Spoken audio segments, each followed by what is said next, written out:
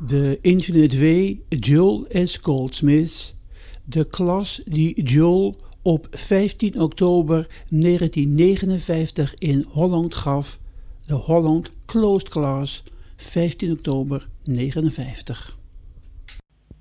So far, we have had several points, several principles in the message of the infinite way, which are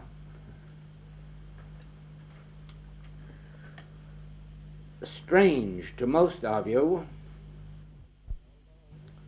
although in most cases you will not yet recognize that. In other words, it takes quite a long while before you are able to perceive that you are working with principles with which you are not familiar.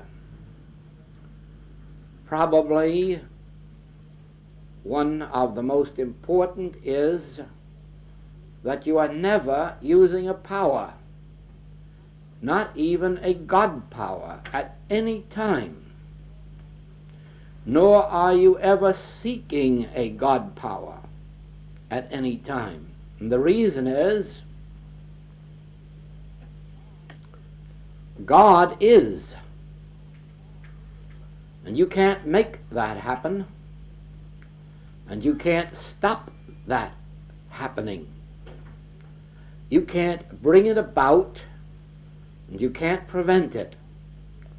God is, and you can never influence God. If you were to pray from now until the stars fall out of the skies, you still could never influence God to give or to withhold, to do or not to do. God is infinite, and the wisdom of man is not great enough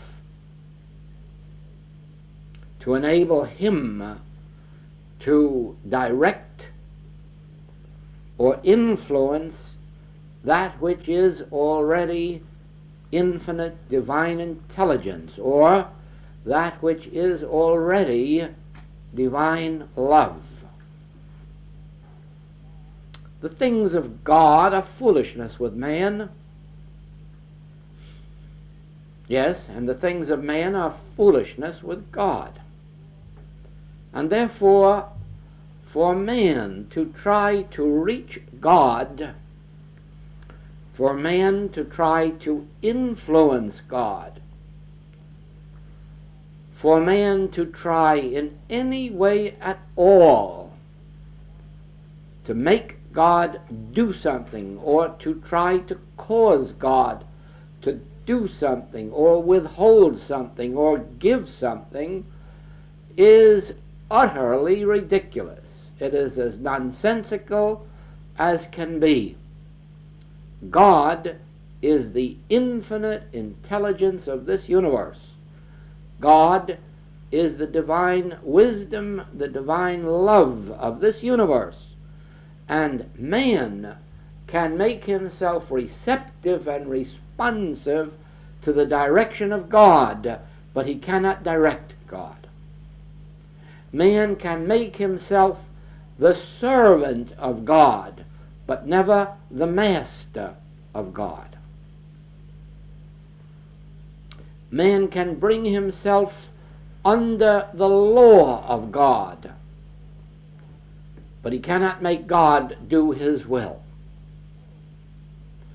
So, to come to that place in consciousness which we call surrender or yielding, means to come to that place of recognition in which you really know that the Lord is my shepherd, I shall not want.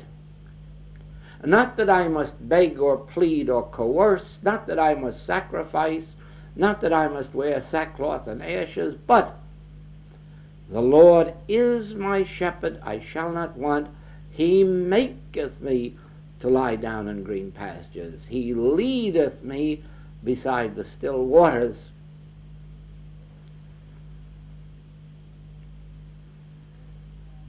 Instead of trying in our problems to get the power of God to work for us, or to get the power of truth to work for us, we in this message reverse that. We realize that God already is, and that God already is functioning, that the grace of God already is my sufficiency, that the activity of God already is where I am. Therefore, the place whereon I stand is holy ground. Then, the overcoming of our problems has to do not with seeking to get God's influence to remove it or destroy it, but rather, ye shall know the truth, and the truth will make you free. In other words, the overcoming of your problems has nothing to do with God. It has to do with ye knowing the truth.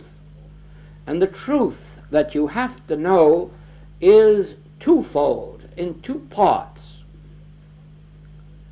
The first truth that you must know is the nature of God as omnipresence, omniscience, omnipotence, here where I am. God is all that God is. I am all that the Father hath is mine. Son, thou art ever with me, and all that I have is thine. Know ye not that ye are children of God, and if children, heirs of God, joint heir with Christ to all the heavenly riches? Then you must know that God, the infinite intelligence of this universe, the divine love of this universe, is performing its functions in your life, is maintaining and sustaining you in perfect harmony, in infinite abundance. God is, and God is where I am, and God is all that I am, and all that the Father hath is mine. Now, when you oh yes, one more. God being infinite, God is the only power. Now, you must remember that, because we will come back to that in another form in just a few minutes. God is the only power. For a long while, that statement is going to baffle you, puzzle you. That statement may make you very, very mad, because this is the point on which you have always agreed and never been able to prove. This is the point that in your heart and soul you really believe that God is the only power, and yet you have never been able to prove it. Oh, here and there perhaps, but not as a principle of life. God is the only power, and this you are going to remember a little later. Incidentally, God is the only lawgiver, therefore God is the only law. You're going to remember this later too, because while it would be very easy for you to agree with this right now and say, I believe you that God is the only law, later on you are not going to be so sure. And many times you're going to doubt this, but it's the point, the principle, which ultimately you must prove. God is the only power. God is the only law. Now, I'm going to give you the principle that will, in days to come, in the weeks and months to come, be the most difficult one for you to accept and to demonstrate. And yet, above all others, it is the one that will be necessary for you to know, to understand, to believe, and to demonstrate if you are to have the harmony in your life, and if you are to be able to bring harmony into the lives of others. And hear this well. God is spirit.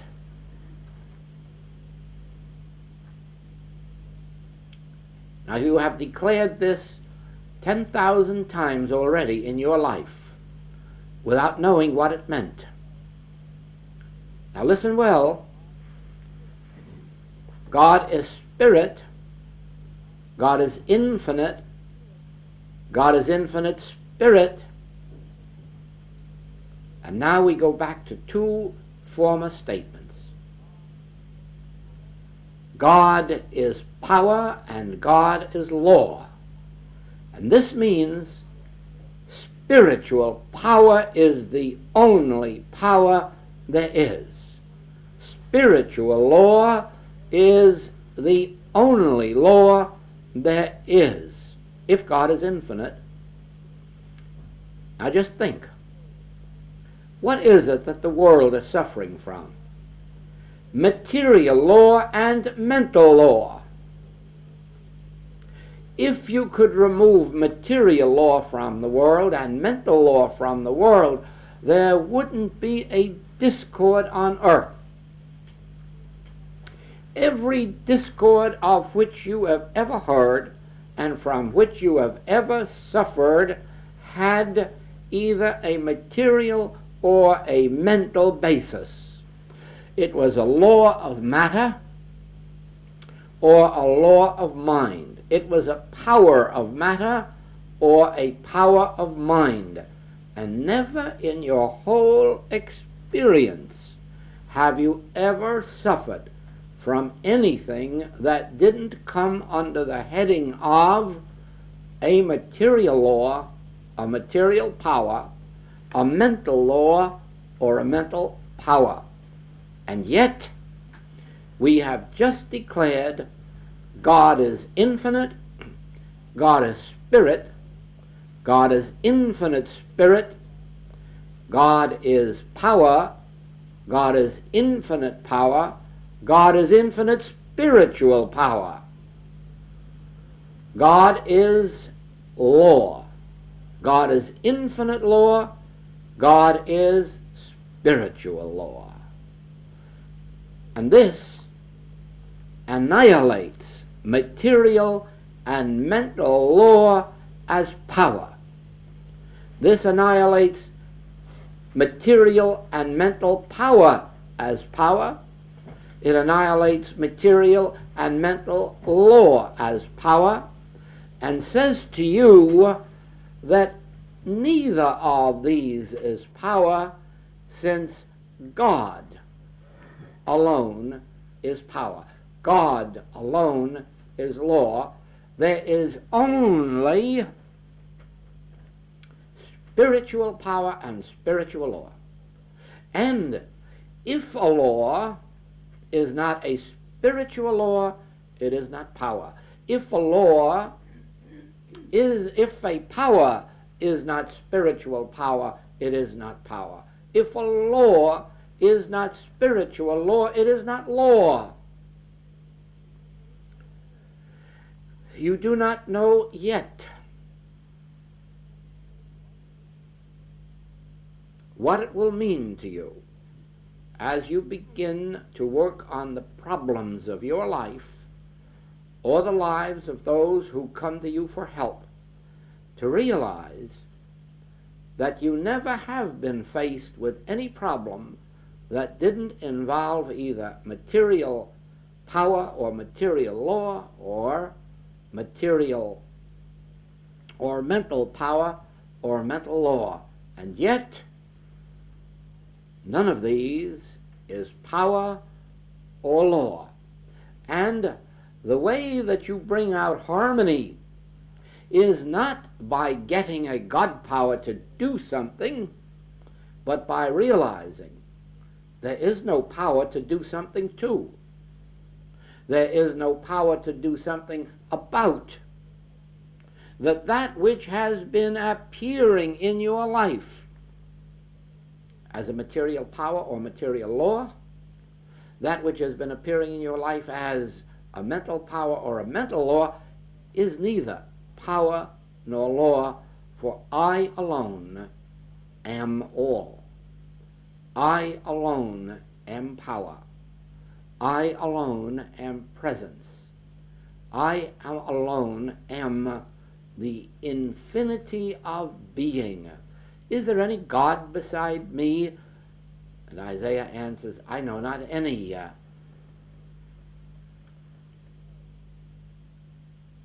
Now, these are the principles you have been hearing so far in this classwork. And these are the principles with which you will have to work, not from the standpoint of using God, not from the standpoint of using truth, not from the standpoint of gaining a God power to do something for you, but from the standpoint of surrendering yourself into the realization that God alone is power, God alone is law. Yet, this will not suffice, because you will still be presented with these erroneous appearances. You will have the erroneous appearance of destructive weather, destructive germs, destructive powers of one kind or another, laws of heredity, laws of weather, laws of climate, the germ laws, laws of the calendar, age, change. You will still be faced with these until you take the next step, which is understanding the nature of these and why these cannot be power.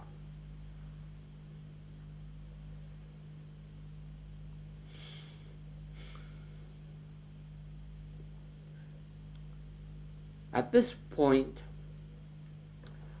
I bring to your attention something that you must ponder for some time to come. You must think about.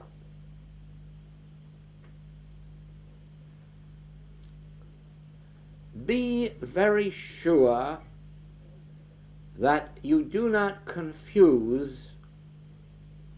mental with spiritual, that you do not believe that these are the same thing, or that they have any relationship to each other. Be careful that you do not believe that the mental realm has anything to do with the spiritual realm, or that the mental realm even enters into the kingdom of God at all. Be very careful that you make as much distinction between the mental and spiritual as you already do between the material and spiritual. I'm sure that no one in this room believes that the material forces and powers of this world, or even the material substances of this world, have anything at all to do with the spiritual kingdom, or that they have any relationship to the spiritual kingdom. And yet, it may be possible that some of you still believe that there is a relationship between the mental and the spiritual, or that in some way they may even be the same. If you do, you subject yourself to worse errors than you have ever known before in all your life. You will be somewhat in the position of a minister in the United States, a Protestant minister, who found that he wasn't too interested in God, but he was interested in the laboratory and science. And in his studies, he came across something that he knew as a mental power. Now, since he had never known anything of Christian Science or unity, and only afterward became acquainted with New Thought, he didn't know that this subject was 75 or 85 years old, and that he wasn't pioneering. And he thought that all the work that he was doing was original with him. And so it was that he discovered, he thought, a very great secret. And that is that you can pray and make plants grow better, but that you could also pray and make them die.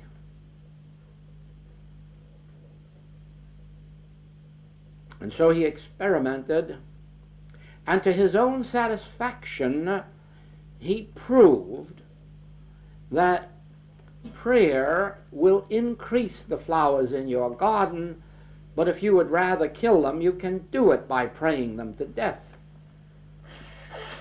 And he really published a book on this subject, which has wide sale now, because he's lecturing on it and proving to his audiences that by prayer you can benefit somebody, or by prayer you can kill them. Now, of course, you know the mistake that he made. His experiments were all right, but he confused mental work with prayer. He confused mental treatment with good prayer, and mental malpractice with bad prayer. In fact, he said in his book that prayer correctly understood will destroy. Now, you know better than that, don't you? You don't believe that. No one here must believe that prayer will destroy. Why must you not believe that? Because prayer has to do with your relationship with God. You can't accept a God that would destroy your plants because you wanted them destroyed. Because the next step, you may want some relative destroyed. And then you'd pray to God and he would do that for you too. And of course you don't believe that. So what this man discovered was that which you know was discovered in Christian Science and Unity and New Thought as long ago as 80 or 85 or 90 years, and that is that if you, with your mind, know certain statements of truth, make affirmations of truth, that you can benefit either people or plants or animals. But if you know anything at all about the early days of Christian Science, you also know that it was discovered that the same person, by entertaining evil thoughts, can malpractice and cause ills or destruction. But not in her wildest days did Mrs. Eddy ever dream that anyone would call malpractice prayer. So this man, in his ignorance of a subject that he could have read about in any public library, has presented to the public a book teaching that prayer can be destructive. Now, the reason I'm emphasizing all of this to you is this. In the metaphysical world, there are still people who fear the power of the human mind. They fear the power of malpractice. And so, these people never will be free until, first of all, you understand the nature of the mind and then the nature of spirit or truth. And so, I am going to give you a rule which you must never forget. It must become the basis of your life. I know that you have never heard it before in metaphysics, but I can tell you with 30 years background, you must accept this as a law, and therefore on this you will be able to build your immunity from evil, whether of a material nature or a mental nature. Now listen, we have agreed that God is infinite, and therefore that God is the only power and the only law. We have agreed that God is spirit, therefore the only power there is spiritual power. The only law there is spiritual law. Now listen to this. Anything that is of a material or a mental nature is not power or law. Remember, nothing that is of a material or mental power, force, law, is power or law. In other words, they are not of God. Now this is the point. If they are of the material or the mental, they are not of God, and now you must ask me to prove this, so that when you go out of here tonight, you will have the key of harmony, of peace, of dominion. If a thing or thought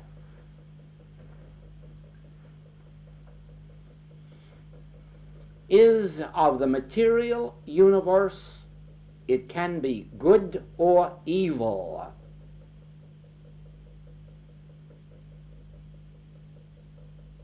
Do you fully understand that?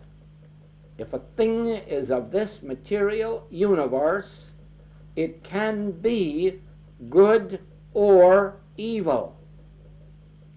It can be used for good or evil. It can act as good or evil. Of course, you can't in this hour go through the whole history of the material universe, but you can remember this principle so that when you go home, you can begin to think of all the things in the material universe and follow how they are good or evil, or how they may be used for good or evil, or how they may have influences for good or evil, and then you will know that they are not of God. For God has nothing of good or evil nature. God has only spiritual being. Now we will take anything of the mental universe, and you will also find that everything in the mental universe can be used for good or evil. Thoughts can be good or evil. Thoughts can be used for good or evil. Thoughts can result in good or evil.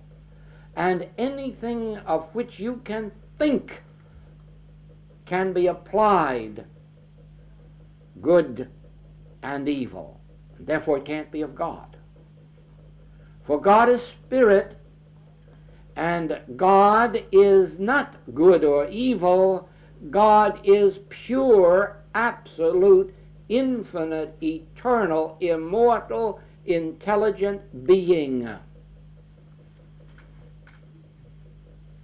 Just like we may say that 2 times 2 is 4 is neither good nor evil. It is just a state of being. You may use it for good or evil, but you may use it for good or evil, but it itself, 2 times 2, is neither good nor evil. It is a state of being. H2O is neither good nor evil. It is water. 2 parts hydrogen, 1 part oxygen is neither good nor evil. It is water. Using them in the material or mental realms, of course you can make them serve the purposes of good or evil. But the it itself, the law which is an emanation of God, is neither good nor evil. So it is. This minister is right. You can use mental powers to bless your plants or to wither them. You can use your mental powers to bless your home or to wither it. I'm sure you know there are enough homes that have been withered by the mental thoughts and beliefs and actions of individuals. A home in itself is like this home. It is neither good nor evil. It is a home. But the mental condition of those who live in it and the material acts of those who live in it could make this home heaven or hell. Home itself has no quality. But the very moment that you bring into it the mind of man or the body of man or the material forces and powers of the world, you can improve it or wreck it. But when an individual opens themselves to God's grace, then what happens is what is happening in this home now. Peace, joy, love, confidence, assurance, and healing. Because there is neither good nor evil, there is God's grace. And this is our sufficiency. It is a wholeness and a completeness and a perfection in itself. Therefore, whenever an individual gives up their right thinking and wrong thinking, their right doing and wrong doing, and surrenders themselves to God's grace, they become an instrument through which God appears on earth. And then it makes no difference whether they're in the spiritual ministry or whether they're living their lives in their homes. They are a blessing to everybody in the home. Not because they are good, not because they have overcome evil, but because they are neither trying to be good nor evil. They are letting the presence and power of God shine through. We do know that right thinking makes a good human being and wrong thinking can make a bad one, but neither one is godly. One is humanly good and the other is humanly bad, and the question of God doesn't enter. But an individual who is not trying to be humanly good or humanly bad, but who will open themselves, as we have been having in our lessons here, from waking in the morning until sleeping at night, surrendering ourselves for 2 or 3 minutes to the realization that God's grace is my sufficiency. God's grace governs my life. God's grace influences my actions. God's grace governs my thoughts. God's grace goes before me to make the crooked places straight. And then we are instruments through which God shines. We are neither good nor evil. The Master gave us that. Why callest thou me good? There is but one good, the Father in heaven. I of my own self can do nothing. It is the Father within me doing the works. And so there you have a man who was not a good man. And he frankly said so. He was an instrument for God, and no destruction could come through him. Only good, only spirit, only life, never death, never disease. And so our minister was wrong that destruction could come through a prayer that had to do with God. Nothing could come through the Master but life, never death. Wholeness, never disease. Purity, never sin. Not because he was good, but because he said, I am not good. The Father within me is my life, my mind, my soul, my being, and God alone is good. Now, when you come to the working out of problems, you're going to find that every problem that confronts you, whether it is yours, a member of your families, a patient or a student, every problem will either involve something that has to do with material force or material law, or something that has to do with mental force or mental law, and you then are going to be called upon not to ask God to destroy these, or remove them, or rise above them, but to sit in quietness and in confidence and realize, thank you, Father. God is spirit. The only power in heaven and earth is spiritual power. God is law. Therefore, the only law in heaven or on earth is spiritual law.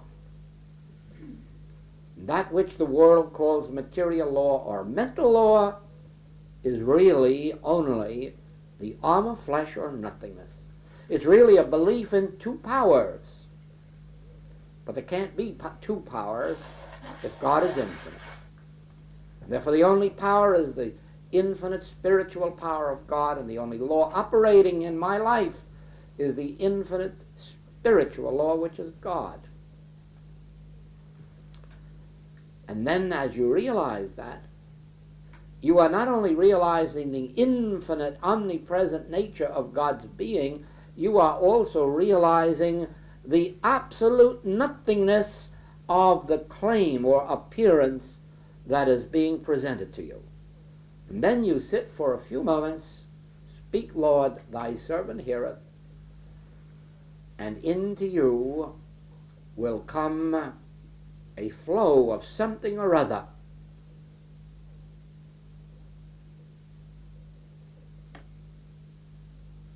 that will be an assurance to you that this is truth, and that this truth is now operating and is functioning. Always remember that even though there is no material law or power, even though there is no mental law or power, there will operate in human experience both material powers and laws, both mental powers and laws, because of the universal belief in two powers, until this belief hits up against the consciousness of an individual who knows the truth. And that individual, knowing the truth, makes you free. One with God is a majority. Where two or more are gathered together in my name, there is the very presence of this infinite good, and with 10 holy men in one city, the whole city can be saved. It only takes a 1 or 2 or 3 really to save a whole community. But they must be 1, 2, or 3 who are not praying to God to have God do something. They must be the 1, 2, or 3 who knows that God is, and beside God, all this material presence and power and law is not. And beside God, all this mental forces and powers and laws is not. It is only the arm of flesh, nothingness, a belief in two powers. And then with that resting back comes that inner assurance. This is my beloved Son, in whom I am well pleased. God's grace indeed is thy sufficiency. As in heaven, so on earth. God's reign is now. As in heaven, so on earth, spiritual power is the only power. As in heaven, so on earth, spiritual law is the only law. As in heaven, so on earth, spiritual life is the only life. There's no such thing as young life or old life or middle life. There is only spiritual life, which is from everlasting to everlasting. The same yesterday, today, and forever. But you must know this truth in order to be free of the universal belief in two powers, two laws, two lives.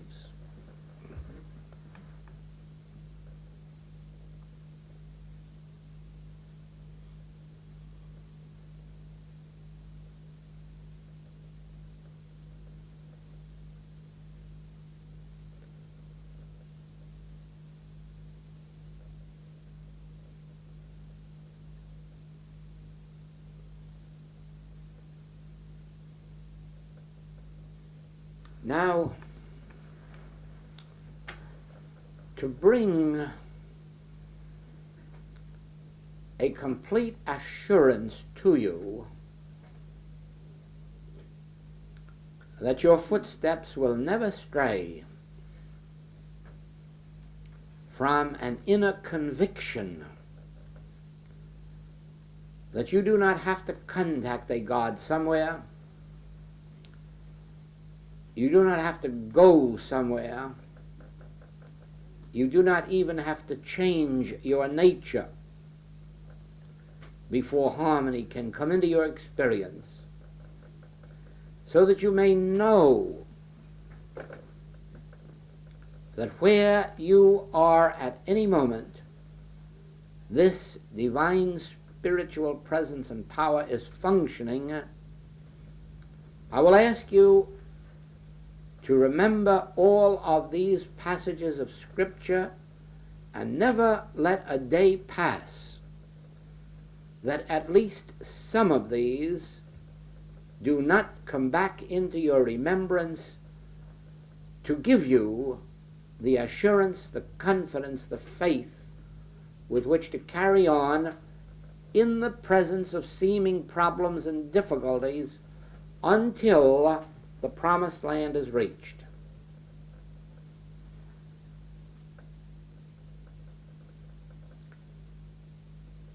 I will never leave thee, nor forsake thee. Before Abraham was, I am with you. I will be with you unto the end of the world. My presence will go before you. My peace I give unto you. My grace is thy sufficiency. I am thy meat, and thy wine, and thy water, and thy bread. I am the staff of life unto you, and I will never leave thee nor forsake thee, and I will be with thee unto the end of the world. Where thou art, I am, and all that I have is thine.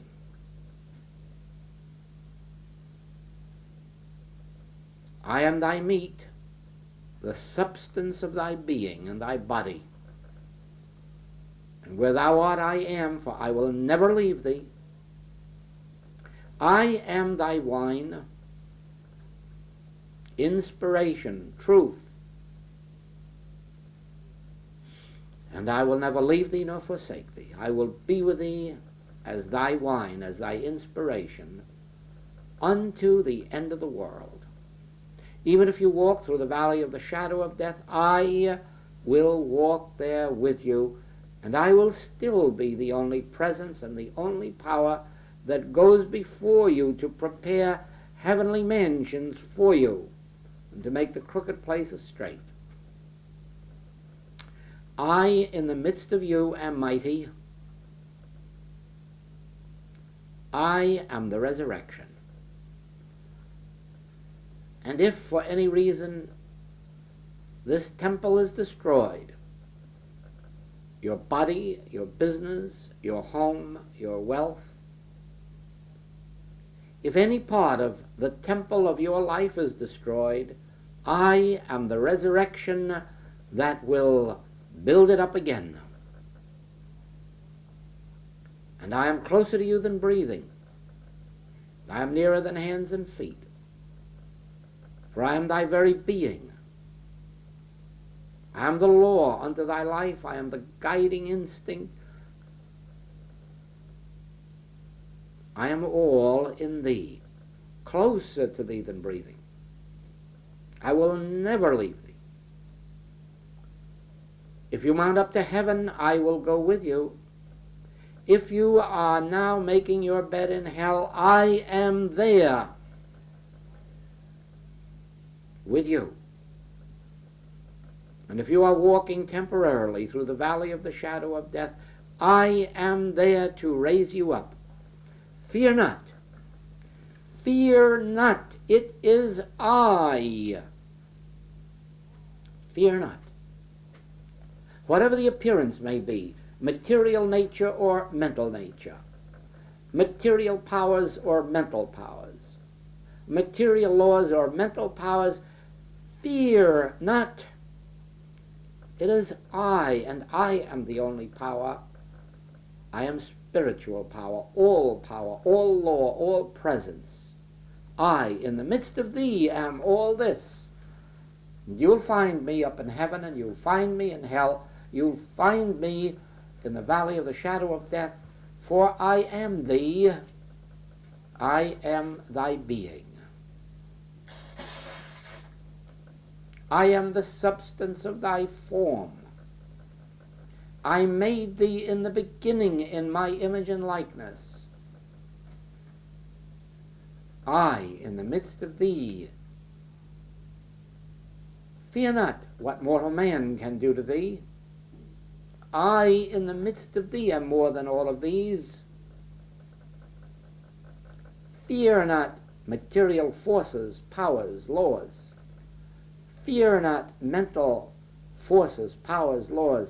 I alone am presence, power. I alone am. All else is illusion.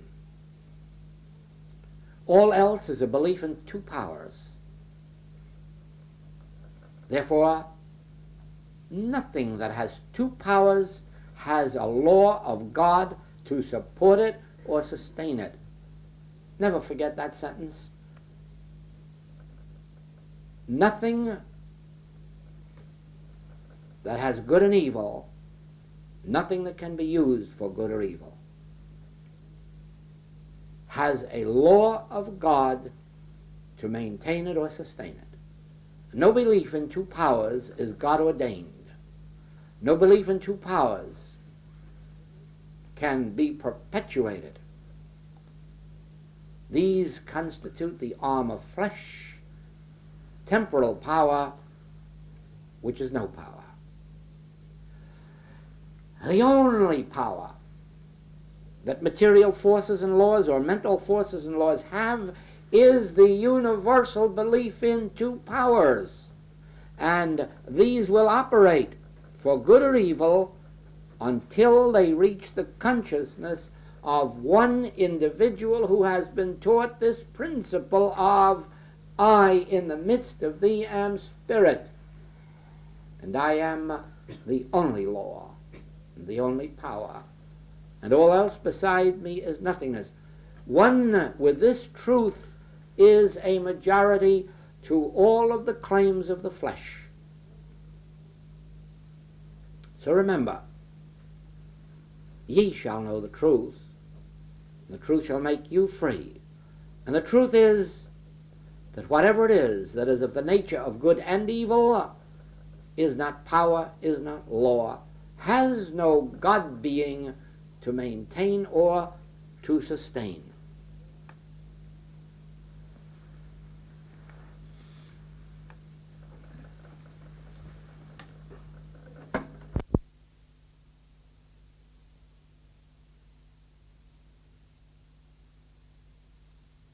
Newspaper a couple of days ago in England, a reporter was investigating the subject of these common colds that afflict people at this time of the year, and he went to a man famous in his field to ask if any progress was being made in the discovery of remedies for the common cold. And the doctor said frankly, no progress had been made. And this reporter said, what about these injections of vaccines for cold? I hear that they are helpful. And the doctor said, yes, they are. He said, we have found that where people have injections of vaccines against these colds, that whereas they might usually have 3 colds in a winter, they only have 2 after that. And the reporter said, well, that's progress, isn't it? He said, yes, it is. But he said, the strange thing is that we found out with an equal number of people that if we gave them an injection of water, they also only had 2 colds instead of 3.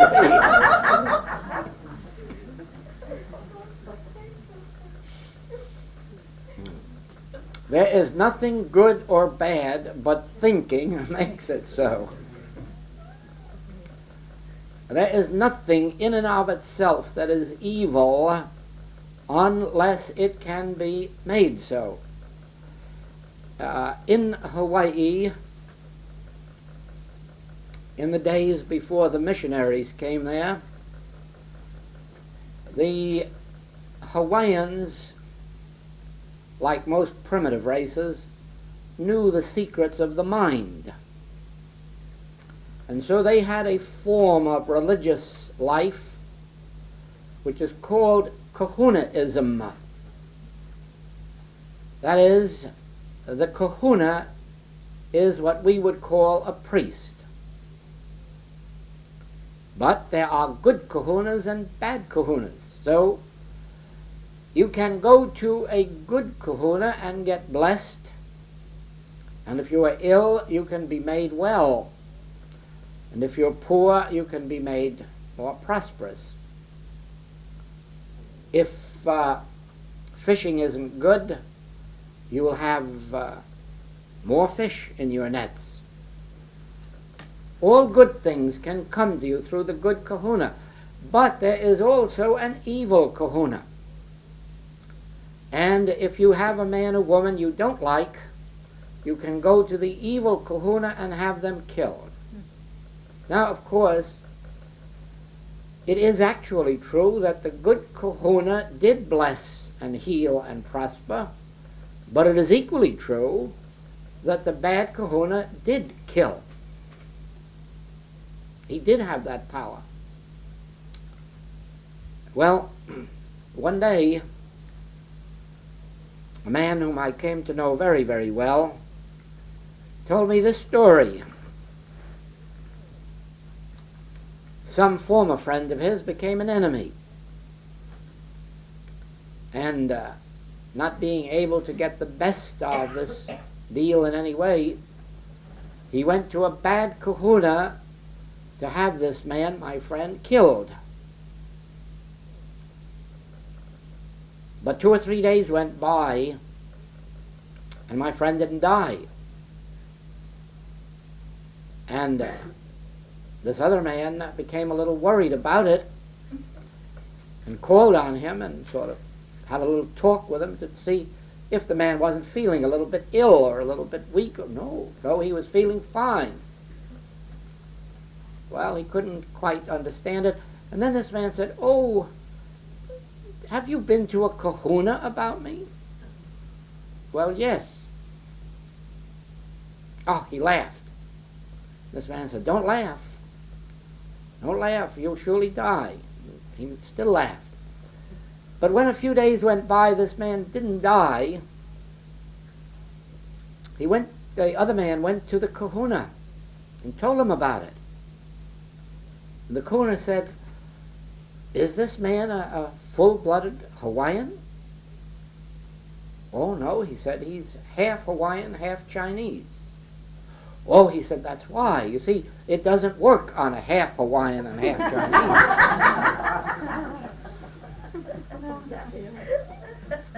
Do you see the reason? The Hawaiian is brought up from birth to fear the power of mental malpractice. And the moment he knows it is being used against him, he trembles.